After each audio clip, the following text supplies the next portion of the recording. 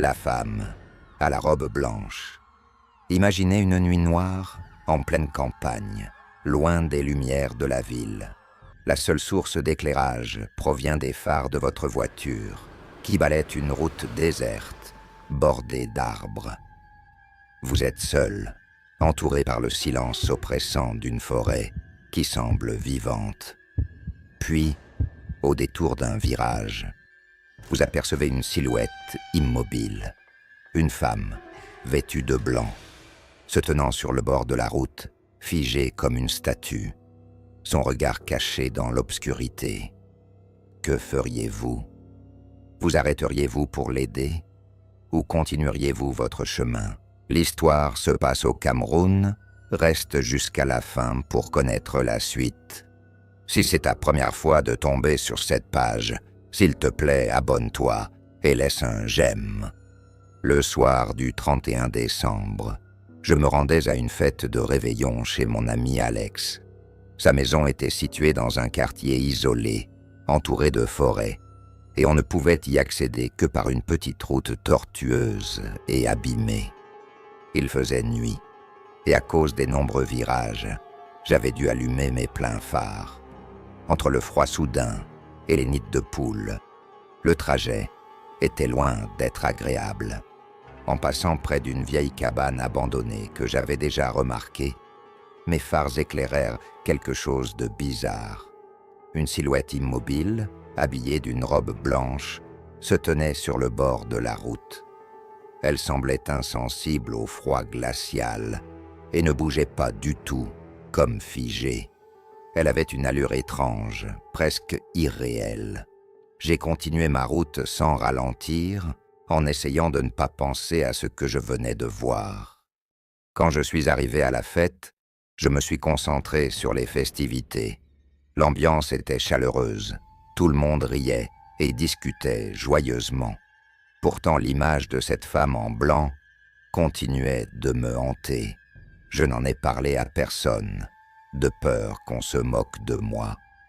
Au fil de la soirée, j'ai réussi à me détendre, mais en repartant tard dans la nuit, une sensation de malaise m'a repris.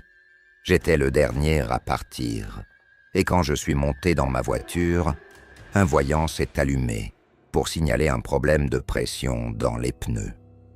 Pensant que le froid en était la cause, j'ai repris la même route pour rentrer, bien que l'idée de revoir cette femme me rende nerveux. Quelques minutes après avoir repris la route, un bruit inquiétant est venu de ma voiture, qui s'est arrêtée. En sortant pour vérifier, j'ai découvert que mes pneus étaient lacérés, comme s'ils avaient été déchirés par des griffes. Autour de moi, la forêt était silencieuse et je n'avais aucun réseau sur mon téléphone. Je suis resté immobile, ne sachant pas quoi faire, jusqu'à ce que j'entende un craquement dans les buissons. Puis, une voix douce et glaciale a résonné.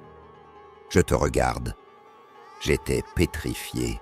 En allumant la lampe torche de mon téléphone, j'ai dirigé la lumière vers les arbres. Là, à la lisière de la forêt, je l'ai vue. La femme, en blanc. Sa robe était sale et pleine de taches sombres, et son visage était déformé, comme si une partie manquait. Ses yeux vides fixaient les miens, et elle ne bougeait pas. Terrifié, j'ai pris mes jambes à mon cou, et j'ai laissé ma voiture derrière moi. Je suis retourné en courant chez Alex, frappant à la porte jusqu'à ce qu'on m'ouvre. Essoufflé, j'ai essayé d'expliquer ce qui s'était passé, mais mes mots se mélangeaient. Alex et ses parents étaient troublés, mais sceptiques. Malgré tout, ils ont fait de leur mieux pour me calmer. Je suis resté chez eux pour la nuit, mais je n'ai pas pu fermer l'œil. Vers 5 heures du matin, un bruit à la fenêtre de la chambre où je dormais m'a réveillé. Au début, j'ai pensé que c'était une branche qui frappait, mais le bruit est devenu plus insistant. Quand j'ai jeté un coup d'œil, elle était là, la femme, dans l'obscurité, fixant la fenêtre avec un couteau rouillé à la main. Je me suis reculé rapidement. J'ai réveillé Alex et ses parents, qui sont venus voir. Ils n'ont rien vu, mais ils ont décidé de rester éveillés jusqu'au lendemain. Une fois le jour levé, nous avons fouillé les environs et trouvé un couteau abandonné près de la maison, ainsi que des traces qui menaient à la vieille cabane. Près de celle-ci, nous avons découvert des carcasses d'animaux, mais aucune trace de la femme. L'atmosphère était lourde. Alex et ses parents tentaient de me rassurer, mais je voyais bien qu'ils étaient eux aussi inquiets. Dans les jours qui ont suivi, je n'arrivais pas à me calmer. Chaque bruit ou ombre me faisait sursauter. Je n'osais plus sortir seul et restais toujours sur mes gardes. Depuis, je fais tout pour éviter cette route, surtout la nuit. Mais chaque nouvel an, cette expérience me revient en tête et je ne peux m'empêcher de me demander si je la reverrai un jour, cette dame en blanc.